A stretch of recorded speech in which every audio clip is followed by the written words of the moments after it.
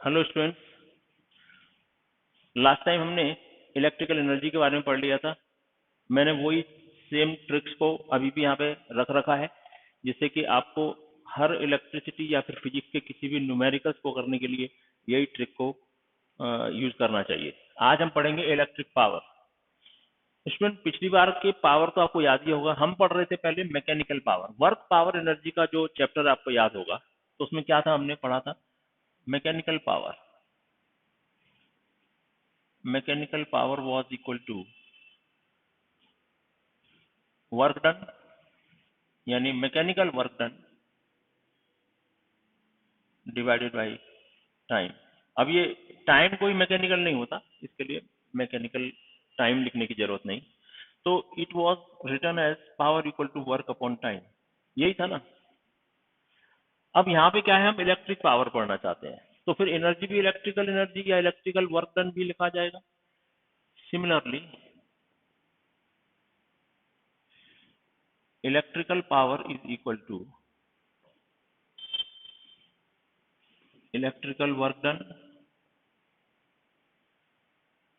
Work divided by electric time, नहीं सिर्फ time. Okay, तो इसको भी हम लिख देंगे P equal to W upon T. सिर्फ इलेक्ट्रिसिटी में कन्वर्ट हो गया है, यानी फॉर्मूला आप देखो सेम ही है, बस कन्वर्ट ऐसा हो गया है। और ये वर्क क्या है यहाँ पे, वर्क इक्वल टू एनर्जी। ये हमने लास्ट इलेक्ट्रिकल एनर्जी में देखा भी था, तो हम लिखेंगे क्या इसको, और what we can write P equal to energy upon time, ये भी लिख सकते हैं। अच्छा, हमने एनर्जी के कुछ फॉर्मूले पिछली बार लिखे थे, जैसे energy was equal to V into I into T.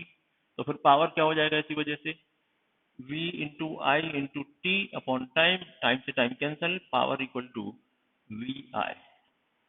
यानी जो भी एनर्जी में टाइम का जो भी टर्म था, that will be cancel out and power will remain. तो एक और फॉर्मूला जो पढ़ा था हमने, E was equal to I square R T. अब टाइम का टर्म कैंसिल हो जाएगा, तो power equal to what, I square R. फिर हमने पढ़ा था E equal to V square upon R T. तो इसमें भी T का टर्म कैंसिल, P बच गया वी स्क्वायर अपॉन आर। तो ये सभी हम फॉर्मूले यूज कर सकते हैं अपने इलेक्ट्रिकल पावर को कैलकुलेट करने के लिए, राइट। तो हम अब इलेक्ट्रिकल पावर की तरफ चलते हैं। इलेक्ट्रिकल पावर का यूनिट क्या होता है स्टूडेंट्स,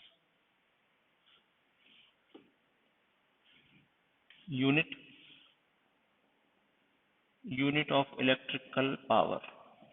जो पावर का यूनिट वो इलेक्ट्रिकल पावर का यूनिट, दैट इज वैट, और इसको हम W से रिप्रेजेंट कर सकते हैं।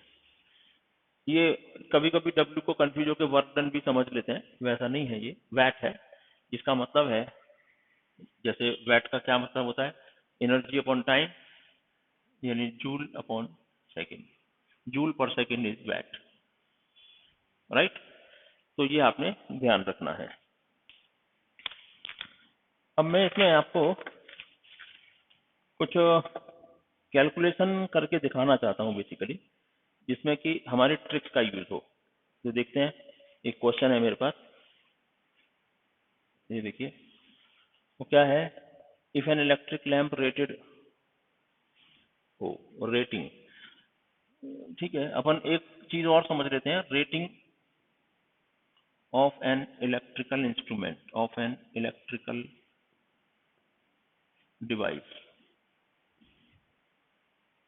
ये रेटिंग क्या होता है, आप कभी भी कोई इलेक्ट्रिकल डिवाइस खरीदने जाएं तो उसके ऊपर एक छोटा सा लेबल लगा रहता है, उस पर रेटिंग होती है, उसके ऊपर जो कुछ लिखा है data, that is called rating of that device.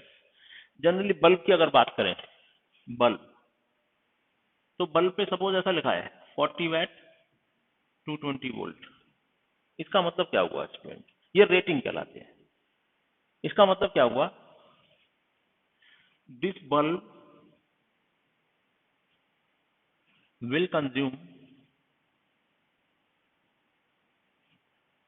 40 joule per second, या 40 जूल एनर्जी। ये देखो ना, 40 वैट को क्या ले सकते हैं, 40 जूल पर सेकेंड। तो 40 joule energy in 1 second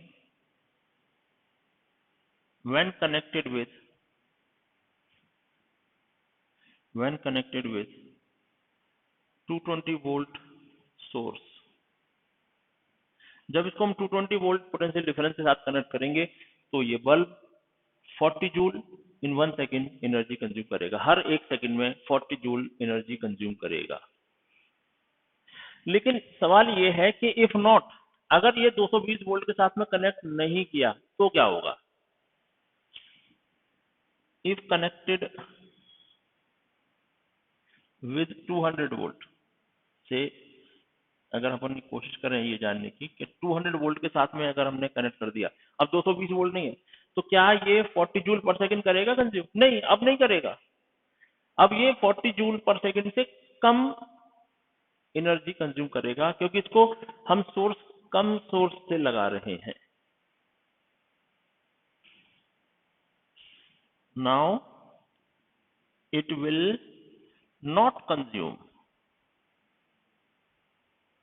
40 joule in 1 second. 40 joule energy 1 second में अब नहीं कंज्यूम करेगा।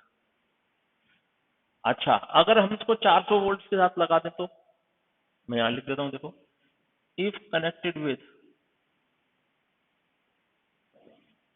400 वोल्ट, 220 वोल्ट। अब देखो ना, कंपनी क्या कहती है, ये 220 वोल्ट 40 वैट। तो पहली बात तो ये कंपनी ये कह रही है कि इसको 220 वोल्ट के से ज्यादा तो कनेक्ट नहीं कर सकते आप। कम से करो चल जाएगा, लेकिन ज्यादा से करो तो फिर ज्यादा वोल्टेज देने लगेगा, ऐसा थोड़ी है। मान लो डबल से कर दिया तो डबल 80 वैट, तो लोग क्या करते हैं, फिर ज्यादा वाट का बल्ब खरीदते ही नहीं, कम वाट का लाते, ज्यादा वोल्टेज लगाते हैं, उसको ज्यादा पोटेंशियल डिफरेंस दे देते, तो वो ज्यादा वॉट के साथ ब्राइटनेस देने लगता। तो वैसा तो हो नहीं सकता। तो इफ कनेक्टेड विथ 400 वॉट, तो क्या हुआ, इट इज नॉट एडवाइज्ड। क्यों एडवाइज नहीं है? क्योंकि अब ये ज्यादा वोल्टेज के साथ ज्यादा वोल्टेज देने की कोशिश करेगा। Bulb will try to deliver more power and get fused. Fuse हो जाएगा, उड़ जाएगा बल्ब, जल जाएगा, राइट। तो व्हाट इज, यानी रेटिंग का मतलब इलेक्ट्रिकल अप्लायंस की मतलब समझ लीजिए कि जितने वोल्ट दिया है उससे तो ज्यादा मत लो, और उतना वोल्टेज दिया तो 40 वाट देगा। अब कंपनी को कई बार ये नहीं कह सकते, अब यार मैंने अपने गांव में जाके जलाया तो वहां तो सर ये 30 वाट या 20 वाट ही दे रहा है। अरे आपके गांव में वोल्टेज कम आ रहा होगा, ये देखो ना, 220 के साथ लगाओ तो 40 देगा, कंपनी ये कह रही है। कंपनी ये नहीं कह रही किसी भी वोल्टेज के साथ लगाओ तो भी 40 वाट देगा। तो ये रेटिंग का मतलब समझ लीजिए। ऐसा ही जूसर, मिक्सर, ग्राइंडर, कुछ भी लो आप, मिक्सर लो 500 वाट, और 500 वाट का मिक्सर लिया जरूर है लेकिन आपने, लेकिन प्रॉपर वोल्टेज के साथ ही लगाना पड़ेगा, नहीं तो उतना वोल्टेज डिलीवर नहीं करेगा, राइट। ये तो रहा रेटिंग का मतलब, ठीक है, नोट कर लीजिए।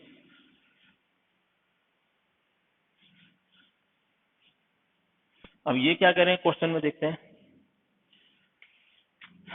If an electric lamp rated, an electric lamp rated, rated मतलब rating 40 VAT 200 volt,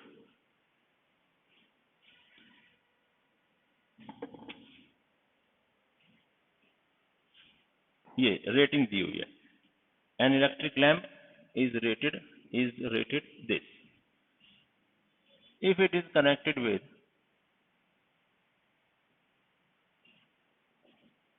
150 volt source, find the power output। इसका पावर आउटपुट कितना होगा अगर हम इसको 150 वोल्ट के साथ जलाएं, तो ये क्वेश्चन में पूछा गया है। और यहाँ पे हमारे को हमारे ट्रिक्स का यूज करना है, राइट। अब देखिए ट्रिक्स का यूज कैसे करें। ये देखिए हम क्या कर सकते हैं इसमें, देखो हमारे पास क्या दिया हुआ है, ये दिया है हमें, गिवन है P1 40 VAT, V1 200 volt, right. तो इससे हम कई बार कैसा करते हैं, I1 कैलकुलेट कर लेते हैं, P इक्वल टू V1, भाई P इक्वल टू VI होता है ना, ये होता है। तो I क्या आ गया यहाँ से, पावर 40, वोल्टेज 200, 1/5 एम्पियर, ये आ गया करंट। तो हम दूसरे केस में लगा दें इसी को, पावर निकालनी है P2, V2 हमें दिया हुआ है 150 वोल्ट, और I2 तो हमको पता ही है 1/5 एम्पियर।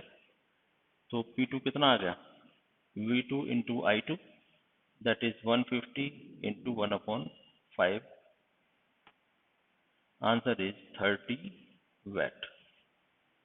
ये आ गया आंसर 30 वैट। और इस तरीके से हम इसको कैलकुलेट कर सकते हैं, लेकिन हम भूल गए कि हमको अपने ट्रिक्स का यूज करना है। ट्रिक नंबर 2 क्या कहती है, ट्रिक नंबर 2 कहती है use more constant less variable. ज्यादा कांस्टेंट यूज करो, वेरिएबल कम यूज करो। अब यहाँ देखो क्या कर लिया आपने, दिया हुआ था ना 40 वाट 200, तो आपने करंट कैलकुलेट किया। और करंट तो भाई आपको पता है ओम्स लॉ, ओम्स लॉ क्या कहता है, अगर वोल्टेज चेंज हुआ V equal to I R, यही तो है, यानी V is proportional to I। यही तो ओम्स लॉ ने कहा था कि मतलब वोल्टेज और करंट दोनों एक दूसरे के डिपेंडेंट हैं। यहाँ वोल्टेज चेंज हो गया तो करंट भी तो चेंज हो जाएगा। यहाँ आपने करंट को यहाँ पे जो माना वो यहाँ ले लिया, जबकि करंट यहाँ वेरिएबल है। इसके लिए आप ये फॉर्मूला यूज नहीं कर सकते। क्या कर सकते फिर देखो, हमको दिया हुआ है P1 40 वैट, रेटिंग दी हुई है, V1 200 वोल्ट। तो यहां से हम बल्ब का रेजिस्टेंस निकालेंगे, रेजिस्टेंस, क्योंकि किसी भी डिवाइस का रेजिस्टेंस फिक्स होता है। तो रेजिस्टेंस क्या निकल के आया देखो, P इक्वल टू होता है V स्क्वायर अपॉन R, तो रेजिस्टेंस क्या होगा, V स्क्वायर अपॉन P, यहाँ लगा देंगे। तो resistance is equal to V1 square upon P1, V1 square मतलब 200 इंटू 200, V1 स्क्वायर हो गया अपॉन 40, राइट, 4 5 जा 200,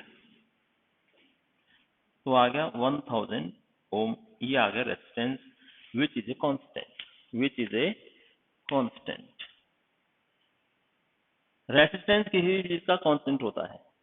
यहाँ देखिए, यहाँ आपने क्या निकाला था, करंट, और ये क्या था, वेरिएबल।